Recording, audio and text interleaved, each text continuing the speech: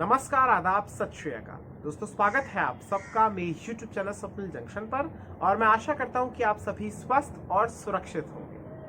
दोस्तों, आज की इस वीडियो में बात करूंगा मैं उत्तर प्रदेश की राजनीति को लेकर, क्योंकि वैसे तो 5 राज्यों में चुनाव है, लेकिन सबसे ज्यादा गहमा गहमी, सबसे ज्यादा सुगबुगाहट, सबसे ज्यादा उठापटक आपको देश के सबसे बड़े राज्य आबादी की दृष्टि से उत्तर प्रदेश में आपको दिखेगा। और उत्तर प्रदेश का इतिहास ऐसा रहा है कि इसने देश की राजनीति को सबसे ज्यादा प्रभावित किया है। कई सारे ऐसे मुद्दे हैं जो उत्तर प्रदेश में जिनका जन्म हुआ, जिनकी उत्पत्ति इसी राज्य में हुई, उत्तर प्रदेश में। और उत्तर प्रदेश में जातिवाद, धर्म, ये इसकी जो जड़ें हैं वो बहुत ज्यादा मजबूत है जब मैं राजनीति की बात करता हूं, क्योंकि यहां पर आप सभी जानते हैं कि चुनाव की तारीखों का ऐलान हो गया है और 7 चरणों में मतदान होना है। 10 मार्च को नतीजे आएंगे। और मैं मजाक मजाक में ये बात कहता हूं और कहना चाहूंगा इस वीडियो के माध्यम से कि 10 मार्च को मेरा जन्मदिन होता है, लेकिन तोहफा मिलेगा उन नेताओं को। और मैंने एक ट्विटर पर एक पोस्ट पढ़ा था और उस पोस्ट में लिखा था कि कहां आप लोग पड़े हुए हैं चक्कर में कि 7 चरणों में हो रहा है। असलियत में चुनाव हो रहे हैं 2 चरणों में। पहले चरण के तहत नेता जनता के चरण में होंगे और दूसरे चरण के तहत जो जनता है वो नेता के चरण में होगी। यानी ये जो बात है, यही इस देश के जो राजनीति है, जो चुनाव है, उनका सच है। क्योंकि प्रचार के दौरान नेता आपके घर घर आते हैं वोट मांगने के लिए, और फिर जब चुनाव संपन्न हो जाते हैं, जब एक पार्टी जीत जाती है, तो उस दल के जो नेता होते हैं वो कहीं नहीं दिखते। तो ये सच है।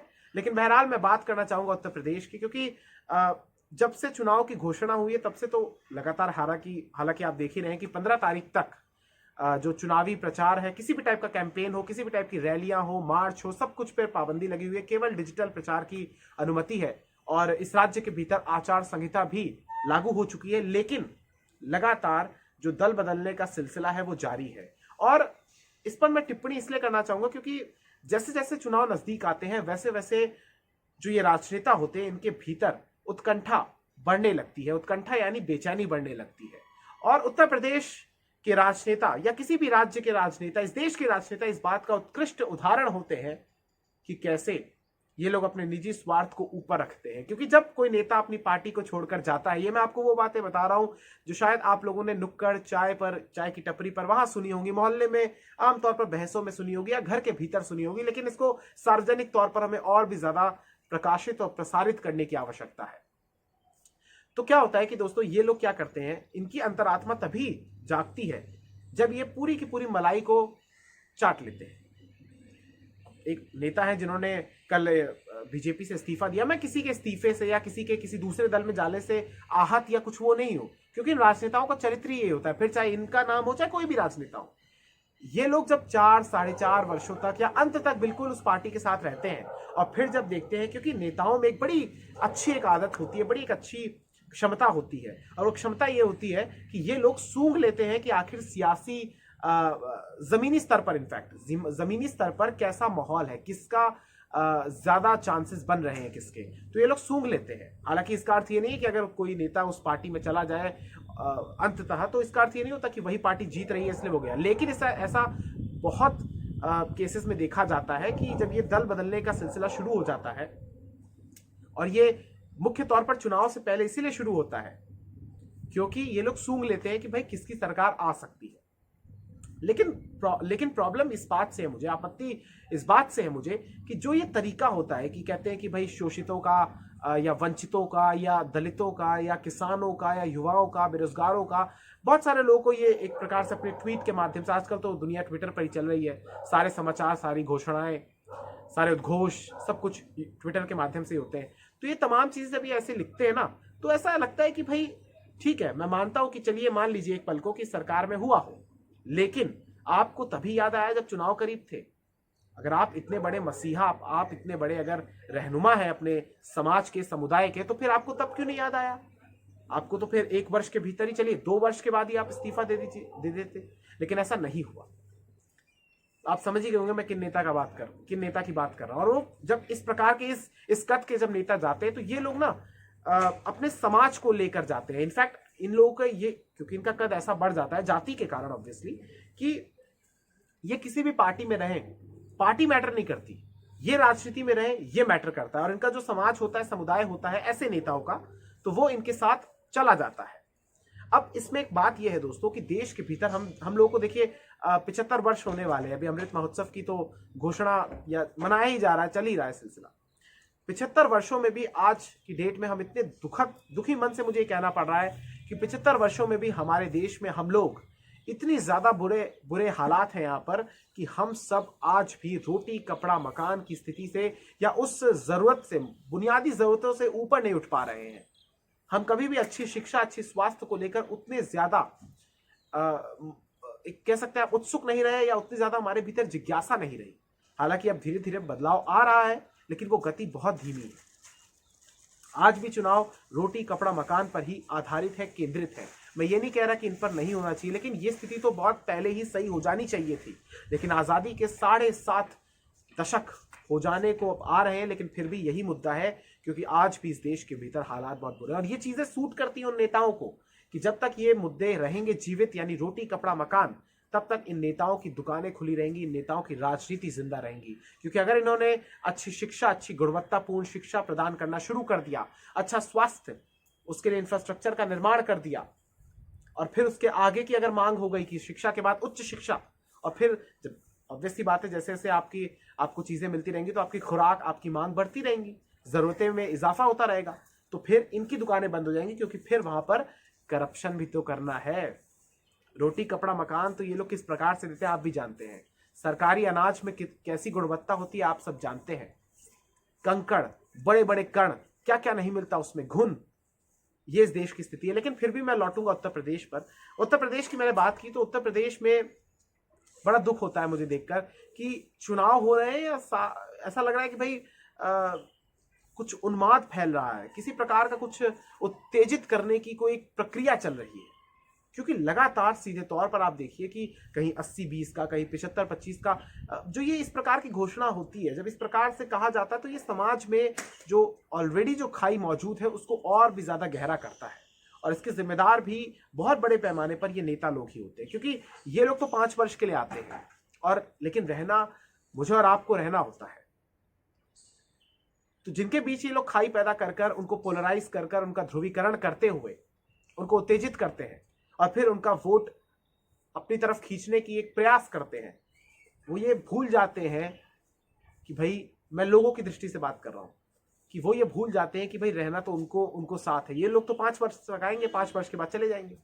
तो ऐसे में ये खाई पैदा ना हो। और एक राजनेताओं से भी मैं विनती यही करना चाहूंगा कि आप ही लोगों के ऊपर सारे दायित्व हैं, आप ही लोगों के ऊपर ये आपके पास शक्तियां होती हैं कि आप देश का विकास कर सके, प्रदेश का विकास कर सके। तो आप चुनावों को प्लीज विकास उन्मुखी बनाइए, विकास की दृष्टि वाला रखिए, विकास पर आधारित रखिए। ये जातिवाद, जातियों में भी उपजातियां, फिर उसमें गोत्र तक जो ये नेता आजकल लगा लेते हैं या पहले से लगाते आए हैं, मंडल कमंडल की जो राजनीति इस देश में हुई, तो ये सारी चीजें इस देश के लिए जरूरी नहीं है। मैं जातियों के खिलाफ नहीं हूं, मैं किसी धर्म के खिलाफ नहीं हूं, मैं खुद प्राउड एक धर्म को फॉलो करता हूं, एक जाति का मैं भी हूं। लेकिन जातिवाद जो इस प्रकार से होता है, जातियों के नाम पर जो ये वोट बटोरा जाता है और ये मान लिया जाता है, क्योंकि एक सच्चाई ये भी है कि इस देश में कई सारी अलग अलग जातियों के लोग बड़े बड़े पदों पर भी रहे, मुख्यमंत्री तक रहे। उदाहरण या नाम लेने की आवश्यकता नहीं, आप समझ ही गए होंगे। लेकिन क्या उनके इन पदों पर रहने के बावजूद उनकी जाति का भला हुआ? नहीं हुआ। आज भी उनकी जाति के लोग, उनकी जातियां पिछड़ी हुई हैं, अति पिछड़ी हुई हैं, शोषित हैं, वंचित हैं। तो अगर हम जातियों पर ही केंद्रित रखेंगे तो फिर ऐसा सिलसिला चलता रहेगा, क्योंकि ये लोग तो आपका वोट बटोर लेंगे, फिर आपको ही याद नहीं करेंगे, और चुनाव से पहले आपके घर घर आकर दस्तक देंगे। कोई महंगे रथों पर चलेगा, कोई घर घर आकर दस्तक देगा कि आओ मुझे वोट दे दो। अगर आपने काम कराया तो फिर उसकी गूंज क्यों मारनी? जनता देख लेगी ना, जनता पर छोड़ दीजिए। लेकिन आपने काम नहीं कराया होता है, आपने कुछ काम कराया होता है, तो फिर आप जाते हैं उनके घर पर दस्तक देने की भाई मुझे वोट दे दो। तो बहरहाल मैं इस वीडियो के माध्यम से सिर्फ इतना कहना चाहता हूं कि आपस में ये चीजें मत कीजिए, आपस में भेदभाव, आपस में मतभेद मनभेद ना हो। और आप ही लोग हैं, जनता ही है जो दबाव बना सकती है इन राजनेताओं पर कि भाई आप लोगों को विकास पर केंद्रित चुनाव करने चाहिए, आधारित होने चाहिए। लेकिन दुखद है कि देश की जनता भी, एक बड़ा वर्ग भी आज भी जाति के नाम पर ही या धर्म के नाम पर ही एकजुट हो जाता है और उसमें फिर खाई भी बन जाती है। तो ऐसा ना हो।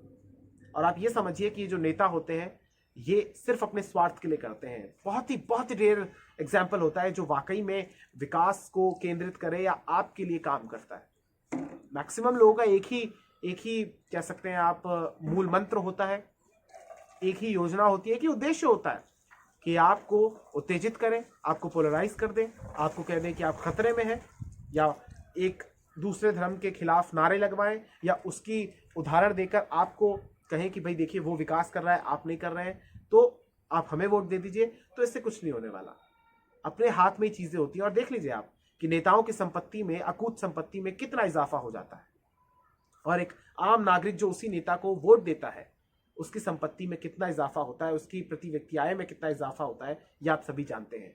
और इसके लिए उदाहरण देने की आवश्यकता नहीं है कि किस प्रकार से इस देश के भीतर या इस प्रदेश के भीतर भी व्यवस्थाओं को मैनेज किया जाता है जब कोई सरकार में होता है, फिर चाहे वो पुलिसिया व्यवस्था हो, चाहे न्यायपालिका।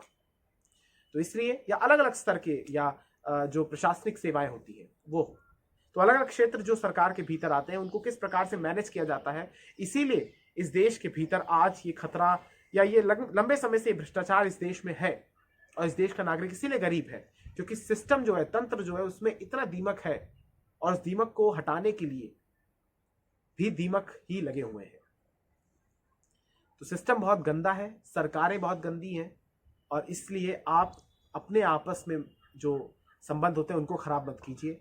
बस एक चीज नोटिस कीजिए कि जो अगर विकास की बातें करता है, या जिसने ज्यादा गलत जो लोग हैं उनमें से आपको कम गलत को चुनना होता है, तो जो बेहतर है उसी को चुनिएगा। बाकी दावे करने वाले, वादे करने वाले आपको हर दौर में मिलेंगे, अभी भी मिलेंगे, और इन लोगों को कोई फर्क नहीं पड़ता। जनता चाहे शैया पर लेट जाए, फिर भी अगर इनका मन हो, इनके पास, इनके बस में हो, तो ये उनको उठाएंगे और फिर उनसे कहेंगे कि आप मतदान कीजिए और वोट दे दीजिए, फिर आप परलोक सिधार जाइए। इस टाइप के लोग हैं ये। संवेदनशीलता इनके भीतर नहीं है, संवेदनहीन है, लेकिन जाति पर आधारित रहते हैं, हमेशा धर्म पर आधारित रहते हैं, और फिर जातियों के भीतर भी उसको और सिंप्लीफाई करते हैं, और विकास कहीं ना कहीं गुम हो जाता है इन सब चीजों में। तो वो जो लकीर है ना, उस लकीर को हमें मिटाना है दोस्तों मिलकर, नहीं तो ये देश फिर बदलेगा नहीं।